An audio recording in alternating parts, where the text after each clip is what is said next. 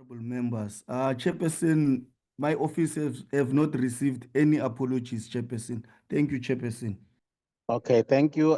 We have our agenda being flighted. I would actually invite honorable members to look at it and adopt it before we actually begin our discussion on issues that are contained in there. Is there any proposal for the adoption of the agenda? Recording in progress.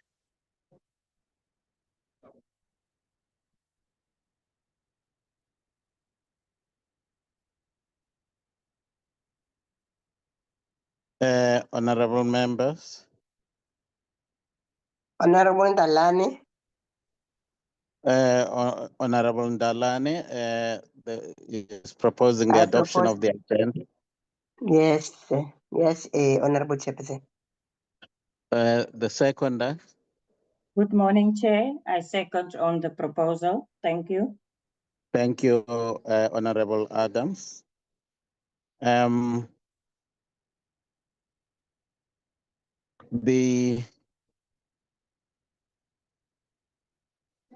I'm trying to scroll the agenda here. Okay. We are having the, two items in the main. One is the adoption of the presentation and adoption of the Oversight, Limpopo Oversight report. And then the second item is the adoption of the minutes of the previous meeting. So obviously we will have deliberations on the report, oversight report. So without any further ado, I would actually invite Dr. Manenze to actually do the presentation of the report. Thank you, Chairperson, and good morning, honorable members. Loazi, can you allow me to share the report?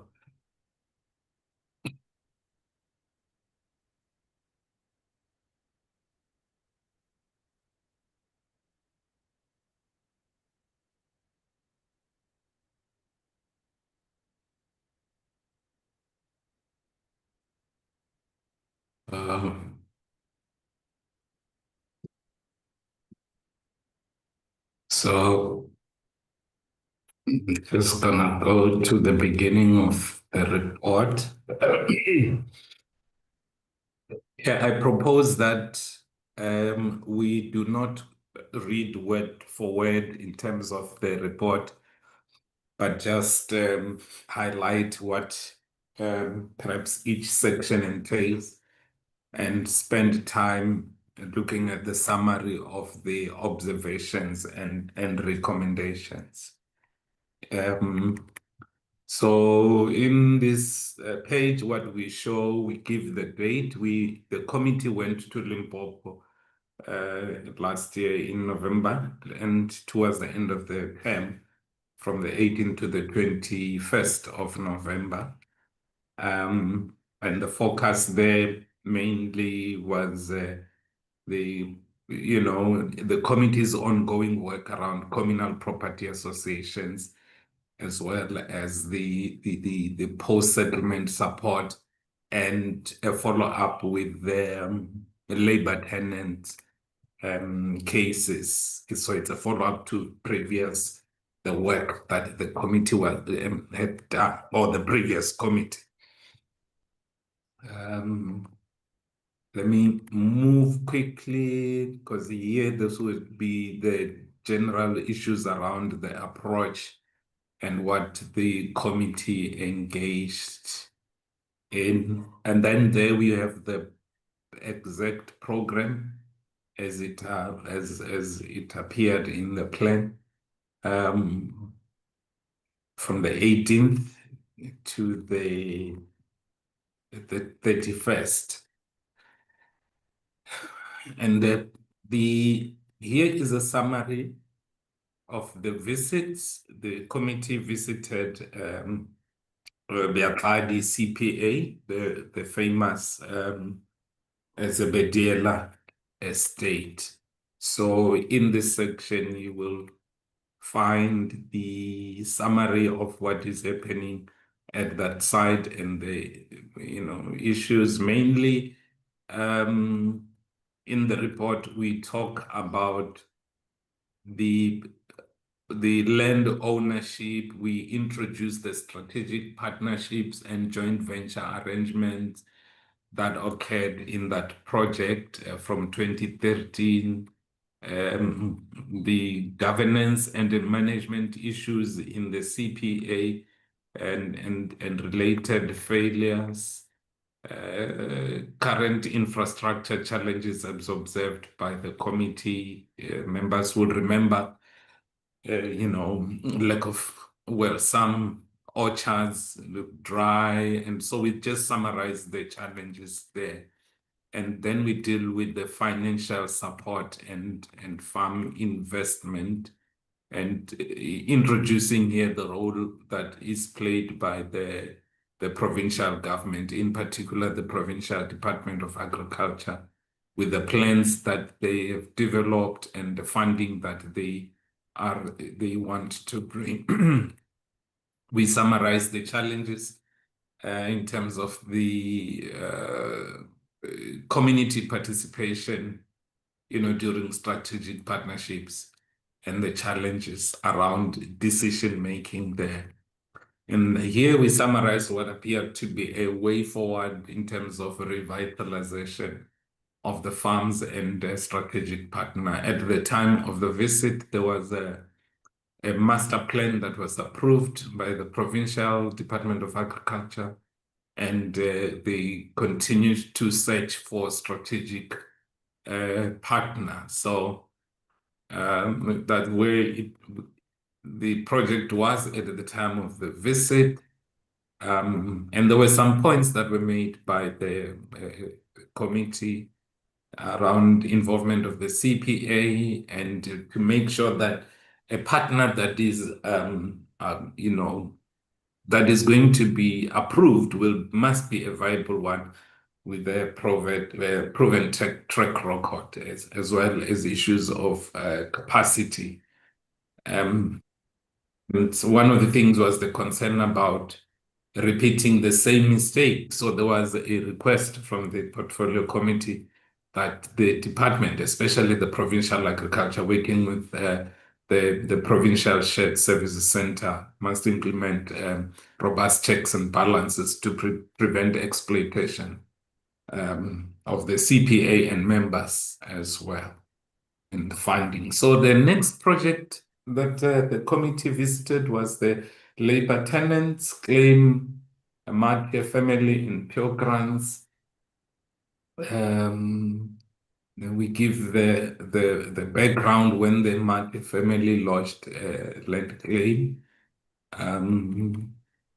and what has happened since then, and just to remind members that this was a follow-up to the visit by the portfolio committee, this committee's predecessor in 2023. Present.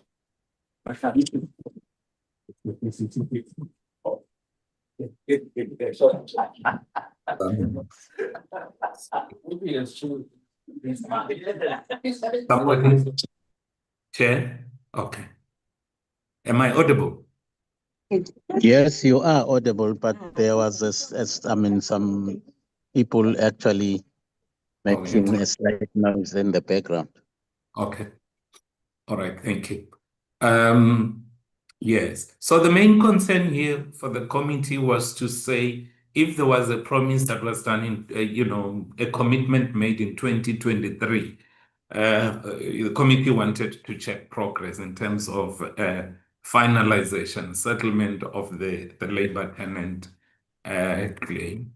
So the committee, here we summarize the delays and administrative concerns as expressed by the committee, And, one of the concerns is that as you delay to settle the claim, the people remain vulnerable. Although there was no threat at the time of the visit, but the fact that the land was not theirs, it's still not a secure tenure until they were given the land in full title. However, there was,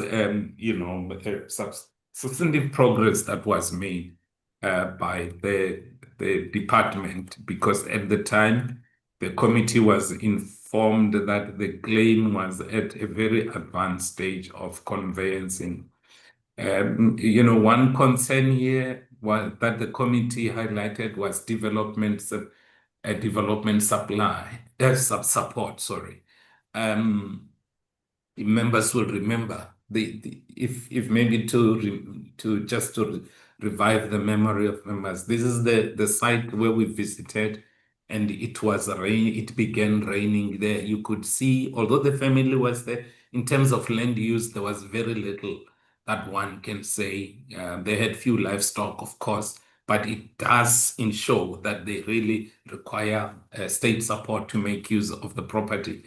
And in the report of the department, of course, they showed that they were spending 217 million to settle the claim, but the committee's, engagement showed that there was no allocation for development support, or there was no funding that was approved for this claim, which was a major concern, and appeared to be a common occurrence that for labor tenants, claims are being approved and there is no allocation for settlement support.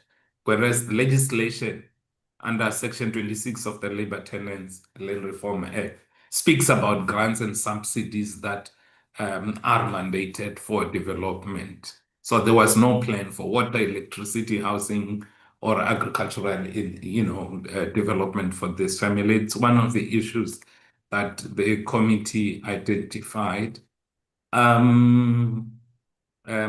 Okay, the speeding up the risk was the speeding up the transfer.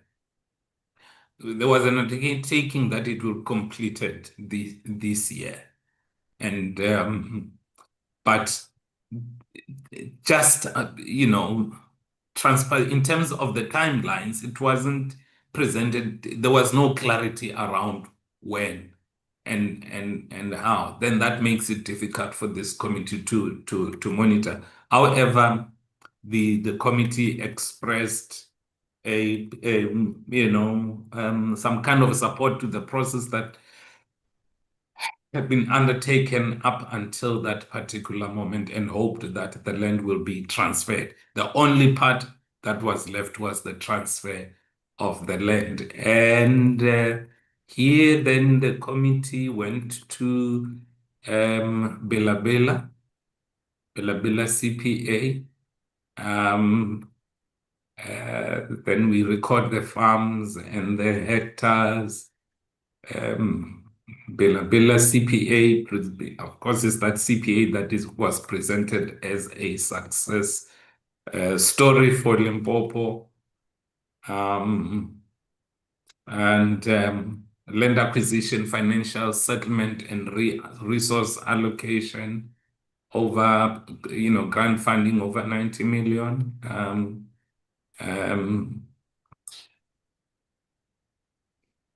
Then the farming operations and business model, it has strategic partnerships. Members will remember that. And they appear to be doing, very well in these strategic partnerships, because they demonstrated to the committee how they're supporting families and, dividends and food parcels that are given to the CPA, which was, it was satisfying. It was a good story to hear from the CPA that is able to do some of the things they have done, after the committee has been to a whole lot of CPAs where you couldn't find any tangible, any real benefit that accrues to to members. Development outcomes, it created employment, these large-scale agribusiness, for instance, the egg production. We summarize that and its linkages with retail chains like Pick and Pay, ShopRite, and Checkers. We summarize that income support, the annual distribution of 10,000, that is 2.5 million per year. I think members will remember that. Food security, skills, development, the training center that is providing skills on animal husbandry, egg production, and hospitality. Again, serving not only that area, also you have people coming from, across South Africa and other, also within SADC as the committee had to come and learn from these CPA.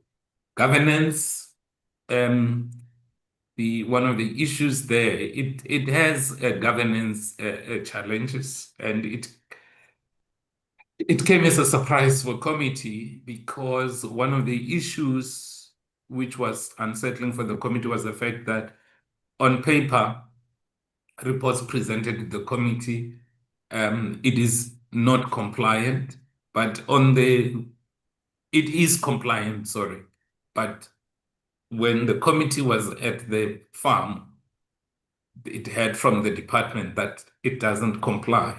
There are no financial reports, whereas the national report says there is compliance. So that's one of the issues. The other issue that was not raised by the department was around disputes over membership verification, which are causing internal tensions. It came just as the committee opened a platform for members of the CPA who were there to make input, whereas on the other hand, so there was a presentation of a very successful project doing well, and an attempt to try and not expose the real dynamics of the CPA. So these are some of the perhaps contradictions that the committee saw. In terms of the agribusiness and functioning of the business, it's running very well, but on the governance and the CPA issues, there are the challenges, and all these, these dynamics present a threat and a risk to this CPA. I think this is a continuation of the issues around post-settlement support here, and the committee had about financial and operational sustainability. Of course, here this is a summary of what the committee raised in terms of the financial and operational sustainability. That there is a need of these financial assessment, and the total cost of acquisition, development, and the contribution of strategic partners versus that of the CPA. These are some of the things that needs to be looked at. The third CPA that the committee visited was transport. So again here, it was more about assessing development support or post-settlement support. This is the land that was transferred to a CPA. You will see the hectares, but mainly here there's approved, in summary, government has approved funding for these CPAs, but that funding has been withheld due to the internal CPA conflicts and the challenges. And member will remember the discussion on the farm just outside Makado, where members of the CPA indicated unhappiness about what was happening within the department and the allegations that the department in Limpopo was undermining ministers' directives in terms of what needs to happen. So we have these we had this kind of dynamics where the officials presented a report about what happened and the CPA saying no, but that's not what the minister directed you to do. So these, and I think which is what's causing, the committee observed the lack of trust, a mistrust between the CPA and officials. Maybe I should say CPA leadership there, to a point where it appears that they are finding very difficult to work on, together. But whilst that is continuing, there are land use challenges, land occupation, what the CPA calls them illegal invaders, and and also some of them being referred to as concerned groups. Financial management. There's also a concern about the funding, the recap funding that has now been termed a land development support, which can't be used because the department is of the view that the CPA that is there, hasn't,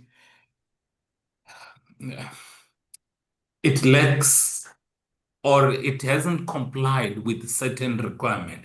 And the fact that the department has taken control of the fund is also one of the point of disagreement between the CPA leadership and the department. We summarized the ministerial intervention and the outstanding directives, which according to the CPA says department is reneging on some of these issues. Then we summarized the challenges as well as the governance issues. The next one, and this is not in an order of the visit, is the Ledwaba Mahlaela families. These are labor tenants. Members will remember. Again, a summary here was that it was a follow-up visit, and of great concern was that none of the commitments that were made by the department in 2023 were implemented, except the transfer of the land, the support, all the support, youth development, water, the sanitation, none of those happened. And I think what came out strongly was that members were very strong in the department to say, land and dignity of the people go hand in hand. You can't give land only and not provide support. By giving land, should be restoring dignity of these people. So there was an undertaking, just as it was at Mate family, that Section 26 will be implemented. And these are the summary of the commitments. So what remains there, it's not in this report, but it's how the committee will follow up on cases like that. The other one the committee visit was a Marobala. It's a CPA outside Polokwane in the Dendron area. Yeah, it's a settlement of the claim, and I think it's all the summary of the governance issues. Just to remind members, one of the key issues, well, they've had a lot of leadership challenges, vandalism and fire damage, but at the time of the visit, much of the land in terms of production was being leased out, and they were intending to take over the land and manage themselves at the end of the lease. And this is what the agricultural production, potato, butternut, and this is the stuff that the CPA was producing. Some of the successes that they raised with the committee. The next one was Mashimung Amulemule, a cooperative run by the youth, again in that area of not far from Marobala. what were the key issues there. Of course, funding was one of the issues, and theft was one of the issues, but it's one of the cooperatives that appeared to be running with committed young people. So here we summarized the observations under two areas. We may have visited a whole lot of issue areas, but there are two major areas of observations. One is around the Communal Property Association. The committee here, without really going to town about what the committee wanted to do, it was about, the effectiveness of post-settlement support to CPAs, governance and related issues. One, when there is it's a summary of the observation. When there's a good working relationship between CPA executive committee and traditional leaders or traditional council, the CPAs tend to function effectively or efficiently. It mainly arises where there is an understanding that CPAs are not in competition with the traditional leader, but instead act as a landholding entity for the community. Furthermore, the CPA property is not considered a private property of a traditional leader, but rather a people's property. The real problem arises when there is competition for access and control over resources within the executive or the CPA, or between the CPA and traditional leader, which often leads to factions and concerned groups. The second point, which it's an observation here, is that the Department of Land Reform and Rural Development lacks sufficient human resource capacity to manage and support CPAs. The situation is worsened by lack of coordination in the setup and registration of CPAs, especially verification processes driven by the Commission on Restitution of Land Rights, which proceed without involvement of the department or the Provincial Shared Service Center, which then later takes over the supportive role. And what we're trying to say here is that members will remember that when there are conflicts within CPAs, the department sometimes says, oh, these are the matters of restitution, whereas the department itself, here, we separate the department and the commission because they are separate in law. The department itself here, which takes ownership in terms of registration and support. In some cases, for instance, on land claims, doesn't get involved in the verification of membership, and commission runs with that process following Restitution of Land Rights Act. And whatever problems or omissions that are done at that point come back at a later stage to cause challenges within the CPA. So it is this lack of coordination prior to the settlement of the land claims and formation of the CPAs. Some officials have limited understanding of what post-settlement support involves. It is often seen as only a compliance with the requirements of election of committees, submission of reports, holding AGMs. So if you have a committee that has elections and submit reports and hold elections, that might be seen as that committee is being supported. But when you have challenges like where people are, for example, Bela, they feel excluded, they are not party to that. But if the committee is, say, electing people and doing all the support, if the CPA is electing leadership and is producing financial report, sometimes government tends to run with that and say it's a successful CPA, not take into consideration what the real dynamics of the CPA, which at this report points to the fact that those can come and be a risk to the sustainability of the CPA. I think this is an elaboration about that role of the Land Claims Commission. CPAs experience a challenge of elite capture where CPA executive committees often refuse to facilitate AGM, the election of new committees. These dynamics give rise to phenomena of concerned groups, which in most cases are factions that feel sidelined from key decisions and from access to and control of resources. Strategic partnerships between private sector have proven helpful in maintaining farm productivity, as demonstrated by the CPA, the Bela case. However, minor disputes can escalate into major conflicts if left unaddressed, potentially causing the entire enterprise to become dysfunctional. A concerned group of people,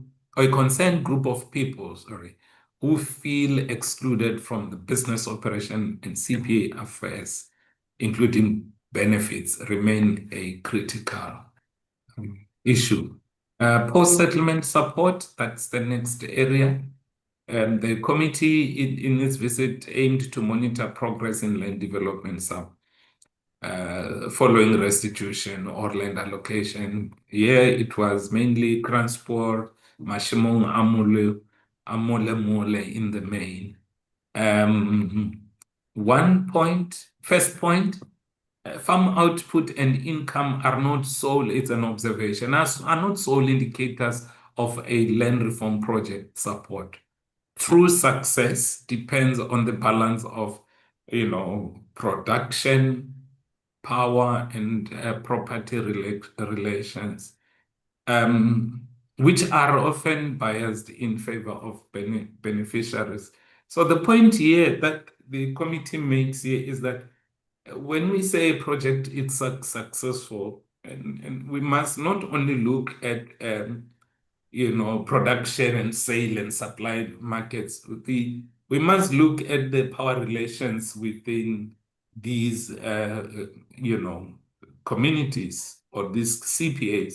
We must look at, property relations. Here we're talking about who owns what, who controls what, who informs decisions. So a CPA that is running very well and supplying markets and doing all these things, but it's one man's decision and everybody else is not involved, cannot be regarded as a successful CPA. The committees here mentioned that there must be meaningful benefits and improved livelihoods for the people. Second, the restitution and commitment register or a suspense account allows the state to withhold approved development funds. Meanwhile, projects face ongoing difficulties stemming from internal tensions and conflict, which ultimately leads to failure. Here, the case of transport, here is what we are referring to, which had about 11 million left in the commitment register, whereas the Jibatladi CPA had about 1.5 million in the register. Similarly, Marobala CPA reported to this committee that there is some money left in their commitment register. And when the committee visited these farms, you could see that there is a need for resources, but these funds are not released for whatever reason. And looking at the time that it has taken, one does not see efforts from the provincial department to show that they're trying to resolve these issues so that these funds can be released. Where there are certain initiatives being taken by the provincial services center, it's at a very slow, slow pace. Which then affects sustainability. So here we are trying to summarize those issues that the committee has raised about keeping people's money in the commitment register. But while the communities are suffering. And in terms of intervention, very little progress being made. The post-settlement is hindered by inefficiency in resolving conflicts within CPAs and lack of capacity to monitor these CPAs. And so this is the capacity of the department to support the CPAs.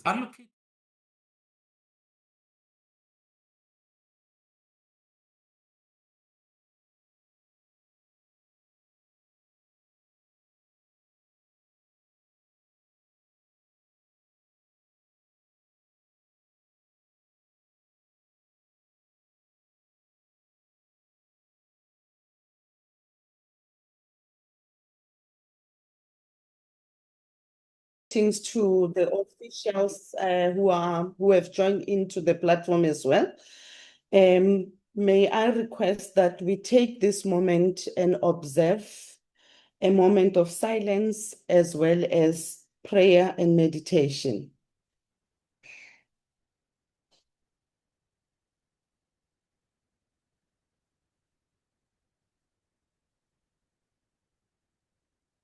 Members around the department, the land reform in the provincial department, really working, being robust, as we mentioned earlier, in its recruitment process, and not see strategic partnership as a solution to all the problems of production. There's a need of a thorough analysis of the factors that led to past failures, along with plans to prevent similar issues in the future.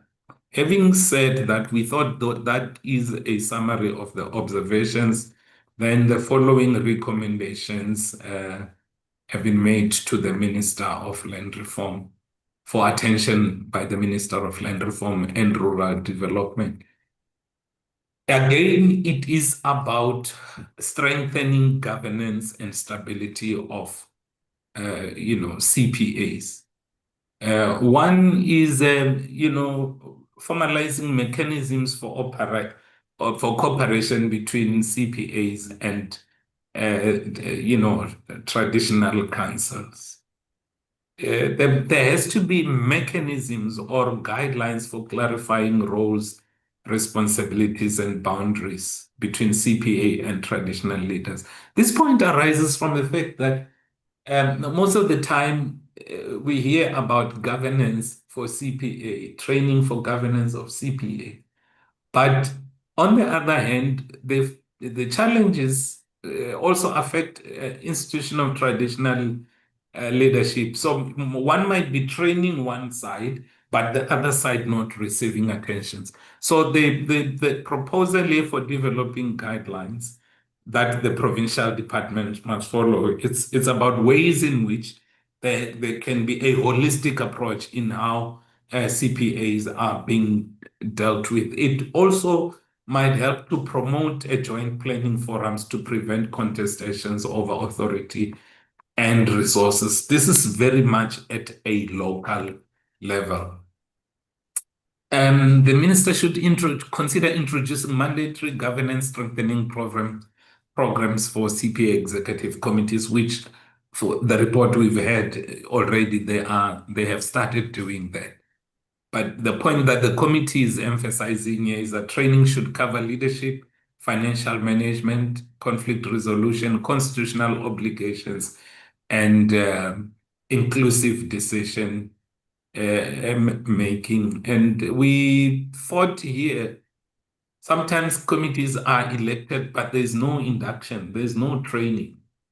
And the proposal here was that some of these guidelines should include that within 60 days after a newly elected committee, they must be taken through some form of induction by the department, with all being introduced to all necessary guidelines and policy documents, constitutions, to help them run the affairs of the CPA, properly.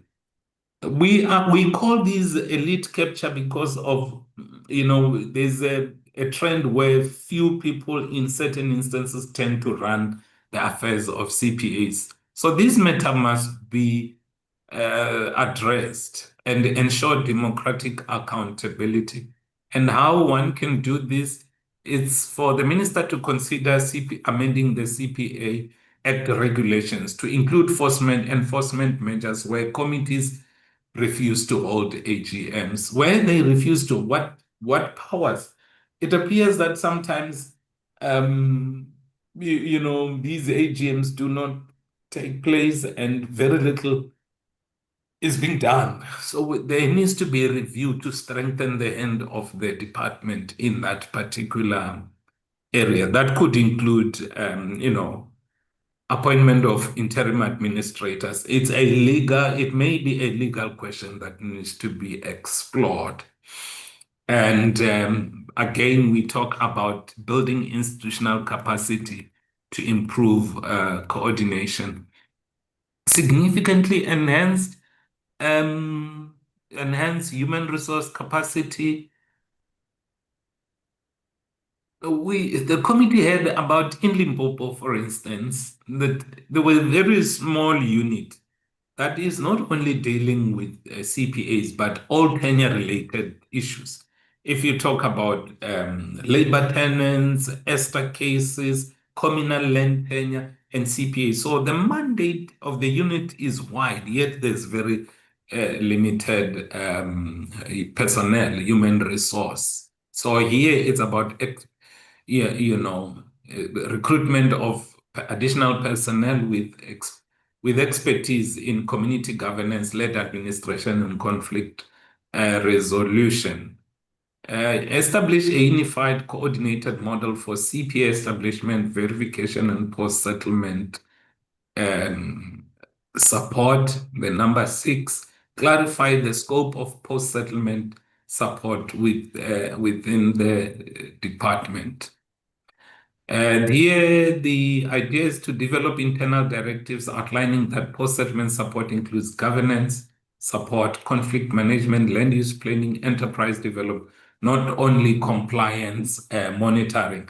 And I think the point has been made that because of limited capacity, the department officials only focus on compliance, but the proposal is to widen the scope. But that would require that there be human resource capacity. Conflict resolution and accountability mechanism. The minister to create a rapid response dispute resolution mechanisms for CPAs.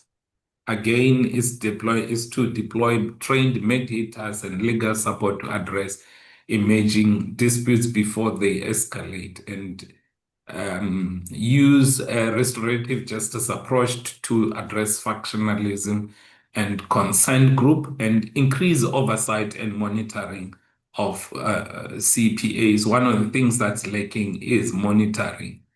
That might include introducing annual performance audit focusing on government's beneficiary participation, financial management, land utilization, to establish early warning indicators of governance breakdown. So the committee is saying it is not really helpful to wait for end of the year and ask the department, or wait for the CPA to submit the reports. These monitoring during the year are very important. Some of the problems, you will pick them up before they become major issues. However, this, we must admit, will not be possible without employing people to do the work.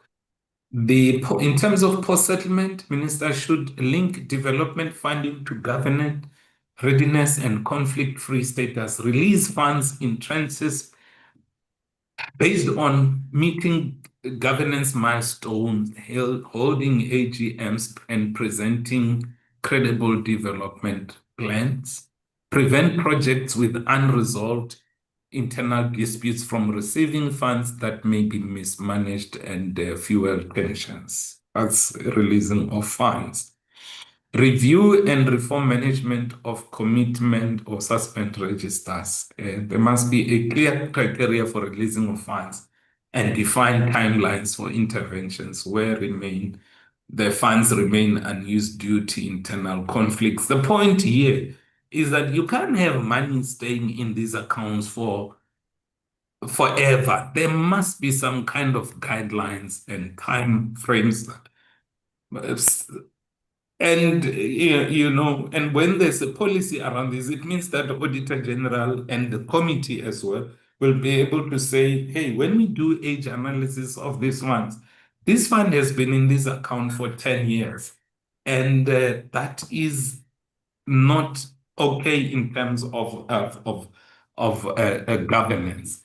Adopt a multidisciplinary support model for large CPA and complex CPA, and I think the committee is drawing this from Biatladi, where you have issues around water and sanitation, rural enterprise, development, coming together to support that CPA. There has to be mechanism for coordination of support. Strengthen the model of strategic partnerships. There needs to be the recommendation is for the minister to develop a national framework for strategic partnerships grounded in lessons from past failures. Ensure that partnerships include transparent benefit sharing arrangements, beneficiary inclusion, mechanism for resolving grievances. Require periodic reviews to ensure that partnerships do not reinforce skewed power relations that exclude ordinary beneficiaries. And lastly, with regard to this, create guidelines for requiring community-wide participation in decisions involving external partners. Prevent a small elite from entering into agreements without knowledge or consent of the broader CPA members, as the committee heard from Biatladi. The current executive committee would say we didn't know about what was happening. Promote beneficiary-centered land reform outcomes. To measure success beyond production. I think this point was made. Incorporate indicators of equity, beneficiary participation, and distribution of power, livelihoods improvement into evaluation framework.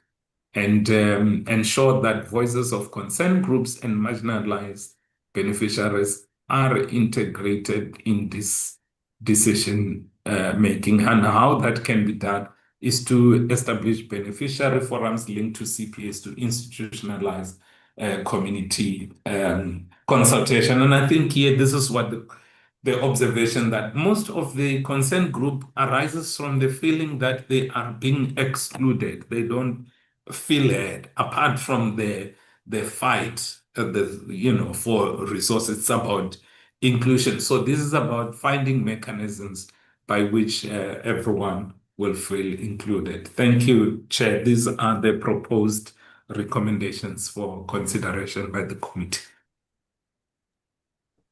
Well, thank you, Dr. Manense, Content Advisor, for such a comprehensive report.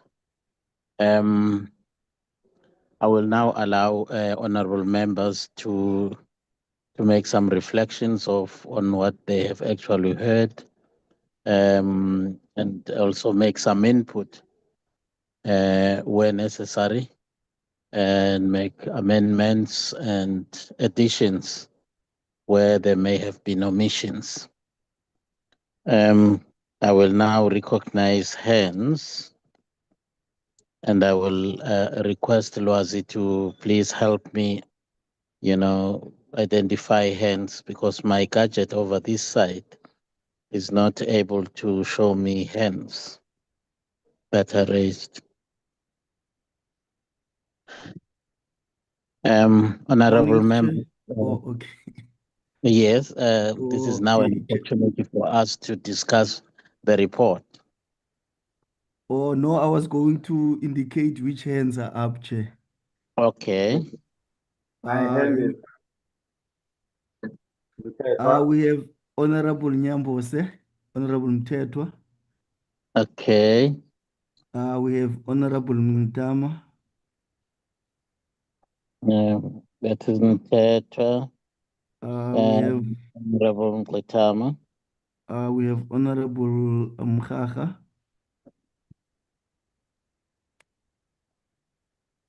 Mkhaga. Honorable Maseko. Okay. Honorable Those Maseko. are the 3 hands that I have on the platform, Chairperson. Okay, the 4 hands. Okay, thank you.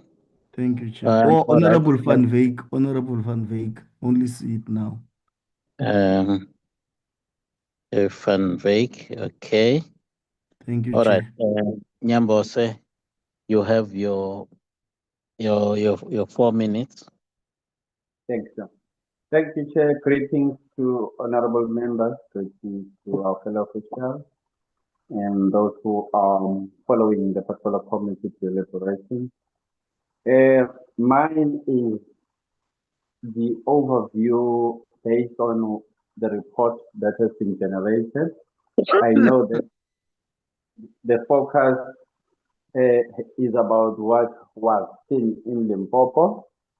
Whilst I didn't go there, but the CPAs you are busy visiting, that you visited, we also do happen to meet them in the agricultural portfolio because at some point at the provincial level they are working together as the department. These are the observations which I've actually picked up, is that we have a serious issue that we need to address, which I termed autodeficiency syndrome, when body parts work against one another in self-destruction.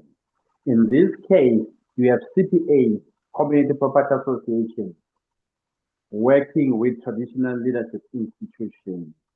These two, at some point, they pose a threat to one another to the point that, based on the mandate of the Land Reform Department, we don't have a focus on traditional leadership, but it is on another portfolio, which is cooperative governance and traditional affairs.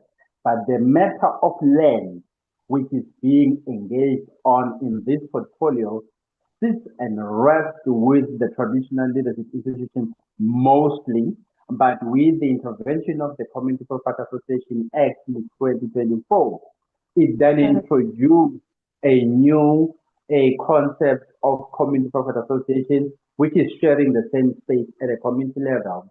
This is where sometimes clashes are arising. But be that as it may, it's just another way wherein this strategic partner, which happen to be the white farmers who happen to help this community property association, you find that there is an underlying back-to-back agreement which they are having, whereby they identify prospective people who can actually take over those CPAs because they still have an interest in some of the farms or businesses that is being transacted by the department on behalf of the Community Property Association.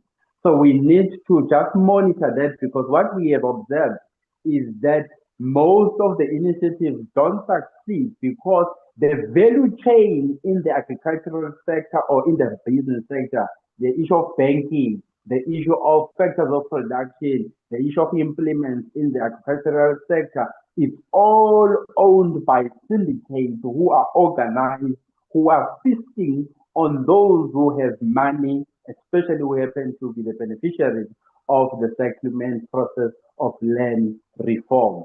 So if we don't look into this closely, you'll find that money gets dumped into the CPAs.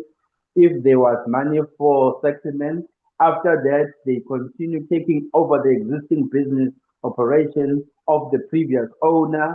But you find the manner in which the business is structured is such that they can only host this business as a collective. And sometimes conflicts within the community have an impact on the business. But that's how we have made our people to say they can only benefit when they work together, yet they are taking over a business from a singular individual farmer whom it was easy for them to work, which means for the white farmers, they can operate under private sector terms and norms, yet our people can only operate mostly on communal arrangement, which always is actually informed by conflicts that are happening in the area. But be that as it may, we do need to decide to say, what is that you're going to do to ensure that we establish a relationship at least with the sector of traditional leadership by working together with cooperative governance and traditional affairs, but still maintain the relationship with agriculture department because there is interrelatedness at a communal level on how the interface of land reform projects are manifesting in public. But thank you, that is my observation. Thank you. Well, thank you, Nyambo, sir. I thought you were going to end up by actually making some kind of a comment specifically directed at the either recommendations or the content of the report itself. But your inputs are very valuable. Thanks, Nyambo. Honorable Nglitama.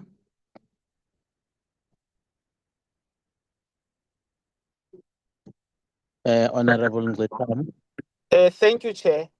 Let me also welcome the comprehensive, put together report by the officials of this committee. Well done, comrades. I just have two short interventions, Chair. The first, and of course, I also want to suggest that we have maybe another category after the recommendations, which would be some kind of a program of action. So matters that needs to be followed up, unless they will be taken care of in the recommendation section. Because we can't just do these oversights and then get recommendations and not do actual follow-ups on those matters which we have discovered. So I'm suggesting that we actively make a commitment to look after those matters. And I want to highlight two of the matters which emerged. One is the Transport Communal Property Association. This is the association where money has been withheld and the minister has given a directive. Now, this directive has not been taken care of. I just had the interaction with the CPA chair, and he's telling me that, in fact, the department has gone ahead and put together a court process to basically deny giving them the funds, which the minister has given a clear directive that those funds must be given to that CPA. So, Chair, we need to then, I suggest, ask the department and the commission to provide the report as to why these funds are not being released, and also to advise the minister that his directive has been undermined by the officials of the department in particular. Then there's the matter of the labor tenants, where we have seen there's challenges around development, water, and so on. Chair, we need to get a report and update, because there were some commitments made, including the municipality there, to intervene in the matter. We need to ask for an update, a report, so that our oversight has meaning for the people that we have interacted with. I thank you, Chair. Thank you, Honorable Nglitama. I was, whilst you were making your presentation, I was actually giving a thought to your proposal that we that we create a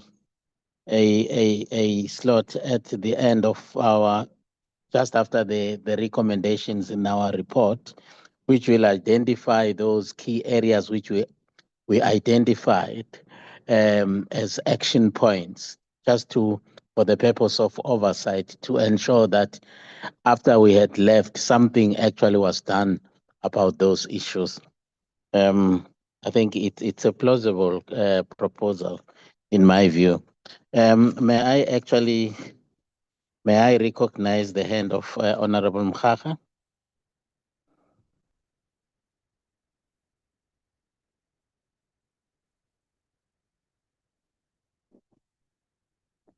Honorable Mkhaga, are you having challenges of connectivity? Yeah, Chair. Good morning, Honorable Chairperson. Good morning, Honorable Mkhaga. Honorable members, and all in the platform. Yes, Chair, I do have some challenges around the gadget. Chair, just one aspect on my side. Welcoming the report, and I think the report has been crafted carefully to capture succinct points that were raised in all those visits to those CPAs. Chair, I'm not sure whether it's in Bella Bella where there was an issue around the CEO. And we did make some recommendation. Maybe I've missed it for further interrogation or investigation around the allegations that were leveled against the CEO on a CPA that we thought is a good example. If I missed it, Chair, pardon me. The other issue is in relation to the model itself. It's clear to me, Chair, that despite our visits to all these CPAs, there's a big challenge around this model. And maybe we need to find time or encourage the department to continue convening the CPA conferences or summit or Indaba. Because they made that commitment that we must have the thing of this summit of CPAs so that we're able to discuss this matter under one roof and deal with these gaps. It's only then when we could be participating in that process that we may reconsider or review some of the elements of the CPAs, particularly around this funding model, this funding. Because the problem is around funding,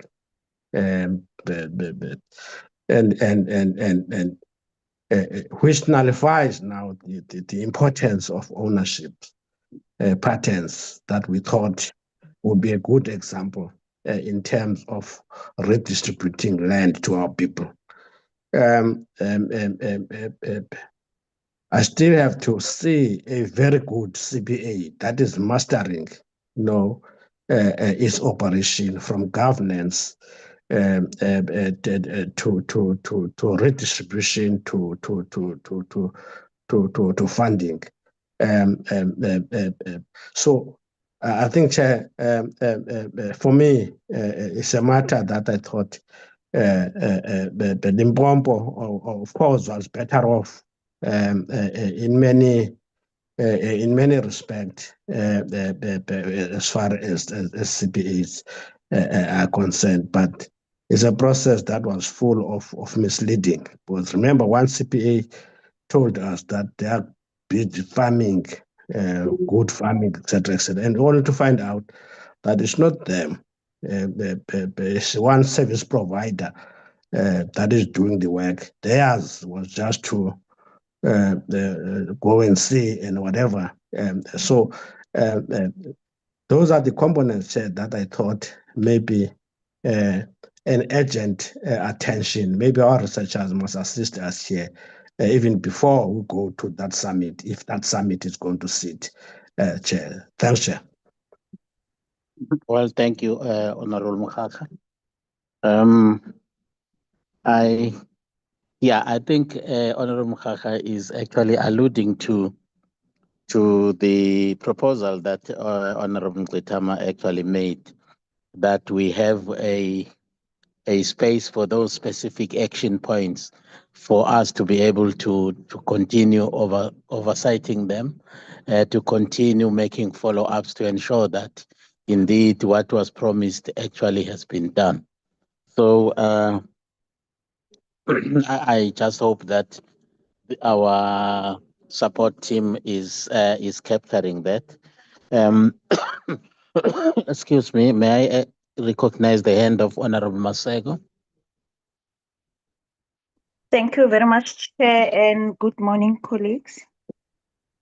Chair, I'm not going to repeat. I think I totally agree and in support of Honorable Mkletama with the recommendations, but also the action steps, also for the committee.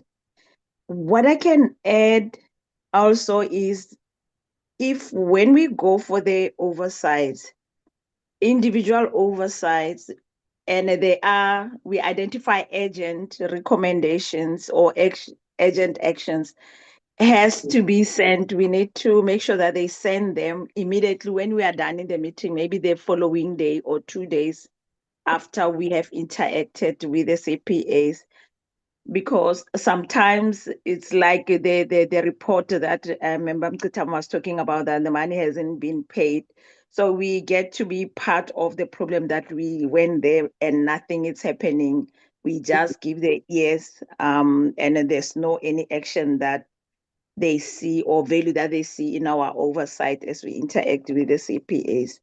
So maybe we have to see if there's no possibility or a window that if we visit a CPA and we identify agent actions or agent recommendations, some are they get to be sent in a day or two from our side to the department.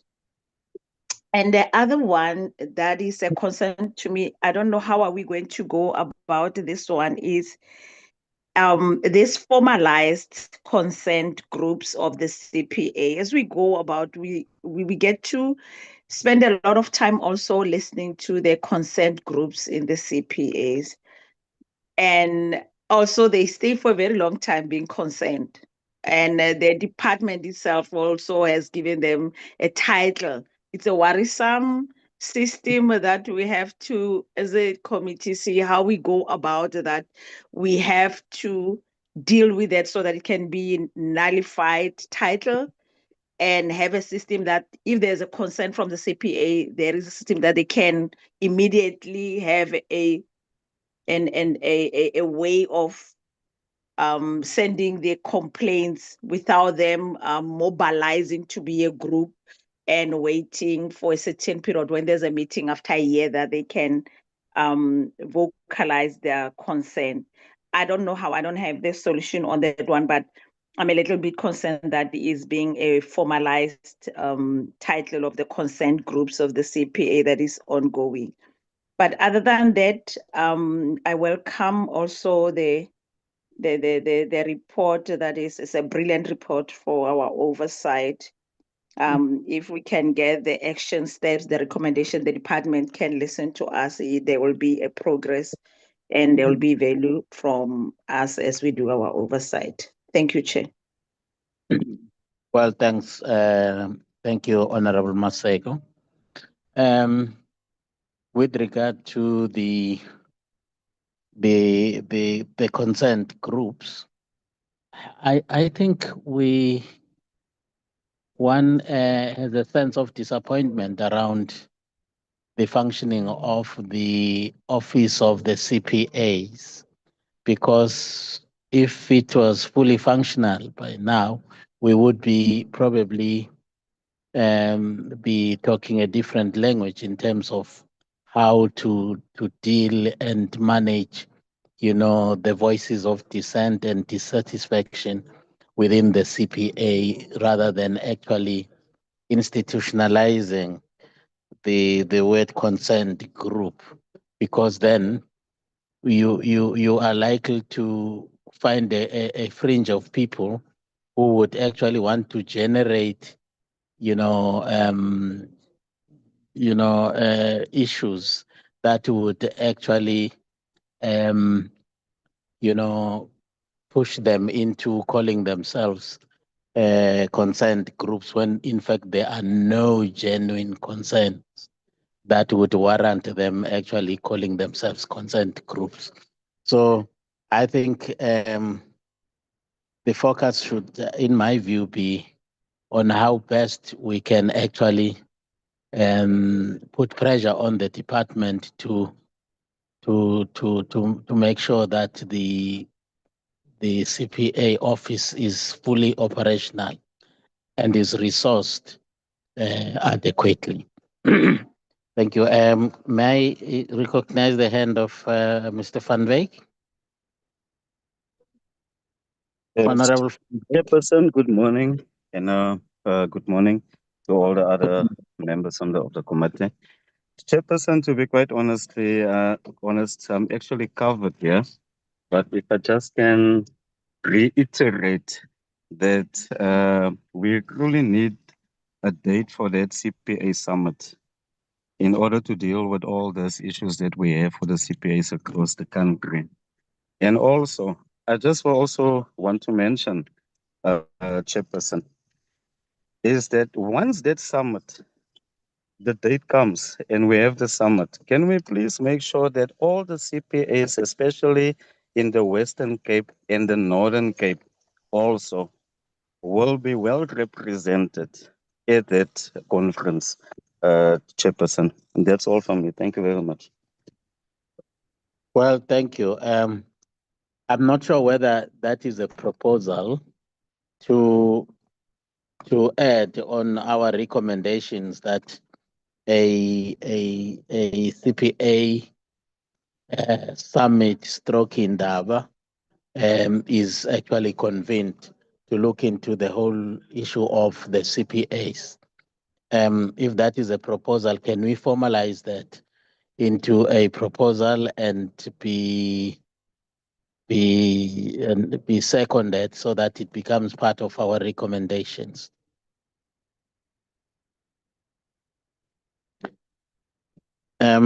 Is there any other hand? Because we have exhausted the list of hands that were identified earlier.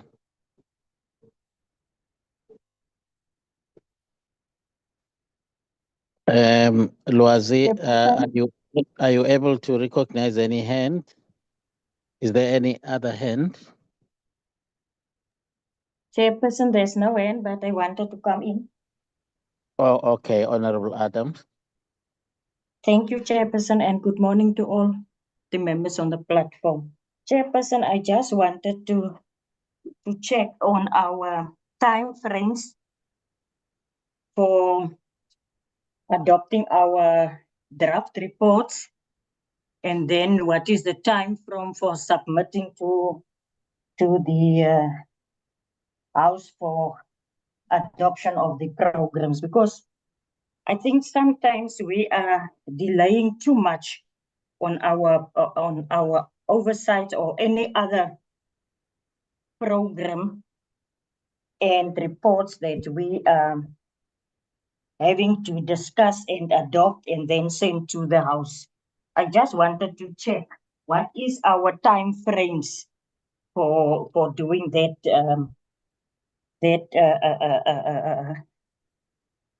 the way of doing our things like we do it now. We have this visit in last year, and we are now adopting the report. And when are we supposed to submit it? Thank you, Chair. Thank you, Honorable Adams. Maybe Mr. Ben can assist in that regard, our committee secretary.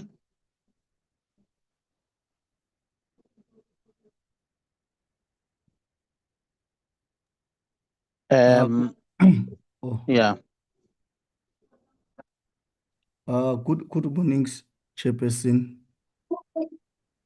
Chairperson, from my understanding, we are still in a good pace in regards to the report, Chairperson. If you remember, Chair, the report was sent to the Chairperson within nine working days. So today's meeting is just to adopt the report so that we can refer it to the House Chairperson, to the House Chairperson. But all in all, Chair, what I was trying to say that we are still within the time frame in regards to the report. Thank you, Chair. I don't know Yeah. if Dr. Manenze wants to add something, Chair. Okay, Doc. It's thank you, Chair. Just to add what the committee secretary said, indeed, it feels like it's a long time, but in this case, I think it has to do with the timing of the oversight. We had it end of November, and after that, Parliament went into the December holiday or constituency period. And when we came back, again, the program. So this year, the program of this committee has been busy. So that's the point I wanted to add. That if you look the entire December and January, it feels like it's a long time, but actually the committee hasn't been active at that point.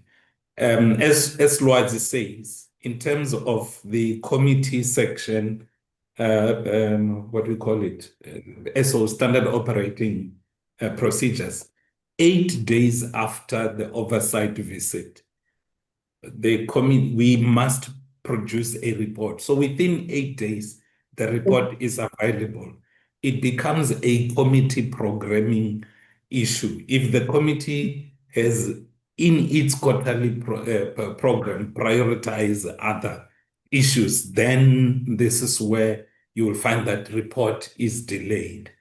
But the committee and I agree that maybe dealing with the report the sooner it helps even members engage with that. But sometimes it is not possible because of other perhaps pressing matter in the committee program. Thank you. Well, thank you. Point well taken. Our program this year have actually been very, very overcrowded.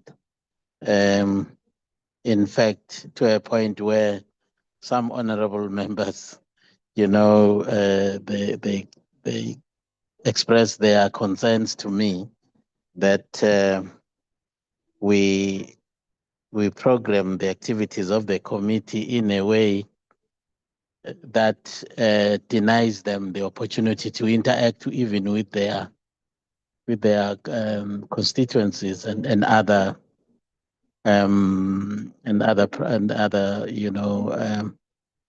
responsibilities. But it's something that we will actually look at the MANCO level and see how we can structure our program in a way that will not put a lot of pressure on members of the committee. Thank you. Any other takers? If not, can there be a proposal for the adoption of the report?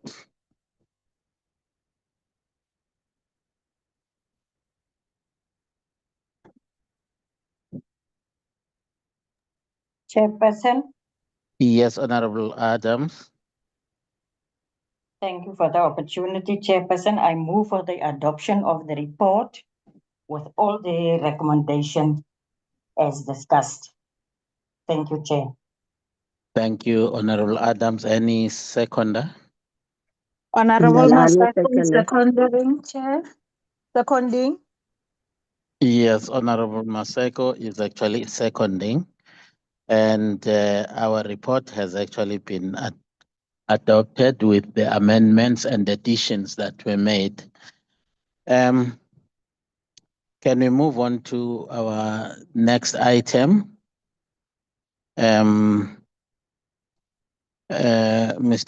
Ben, are you going to be able to fly to the minutes?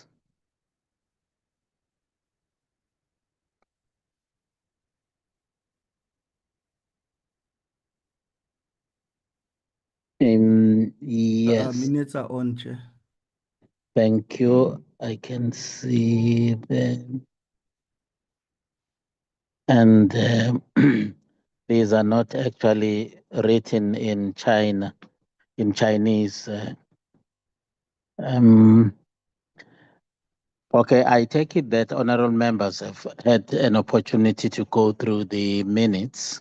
Are there any amendments and corrections on the minutes, both in terms of content and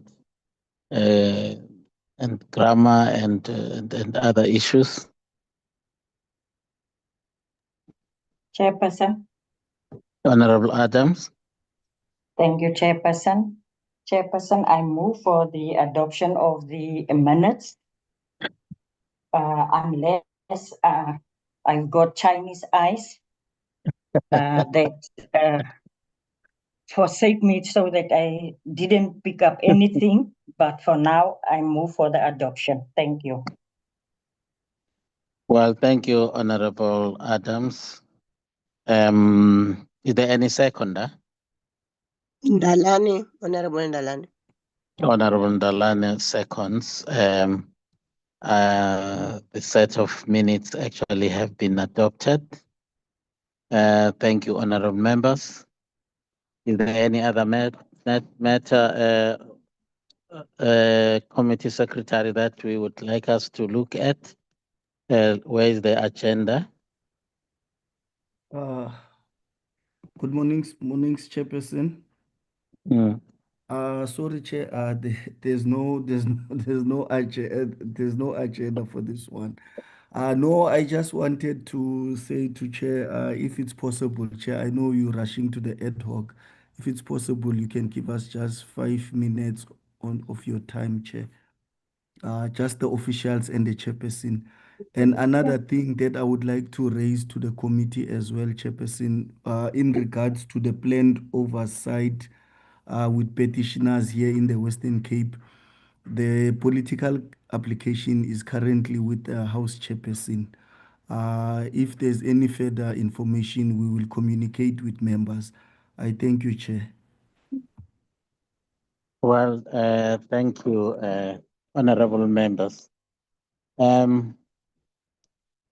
We are members of the Land Reform and Rural Development Portfolio Committee. Besides our political work, it has actually molded us into a family, so that if one of our members is personally affected by certain issues, it affects all of us. I just want to take this opportunity to thank you all, honorable members, for your prayers. My wife was really very, very, very sick. In fact, he was unconscious for a number of days. And I am glad to report that she has regained her consciousness. She is still in ICU hospital, but she now is able to even recognize me and her children, which is praise to the Lord. Thank you so much, honorable members. I know that your prayers contributed very much to that kind of condition being improving. Thank you so much.